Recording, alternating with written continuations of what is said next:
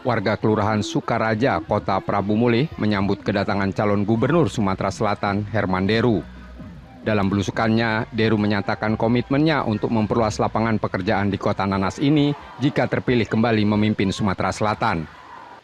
Menurutnya, standar hidup masyarakat Prabu Mulih tergolong tinggi dan perlu diimbangi dengan lapangan kerja yang memadai. Ia menjelaskan salah satu cara mencapai hal tersebut adalah dengan menarik investor untuk memperkerjakan tenaga lokal. Selain itu, Deru juga berjanji akan memprioritaskan pembangunan jalan di Kota Prabu Mulih untuk mendukung mobilitas masyarakat.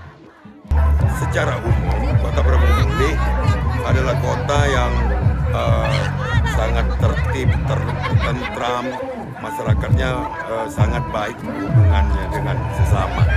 Tapi memang kita harus dorong untuk lapangan-lapangan pekerjaan baru, utamanya bagi perusahaan-perusahaan asing yang ada di sini untuk mengutamakan tenaga kerja lokal. Dalam kesempatan ini, Herman Deru menargetkan perolehan 70% suara di daerah tersebut. Reski Oktora, Tripida, Kompas TV Prabu Mulih, Sumatera Selatan.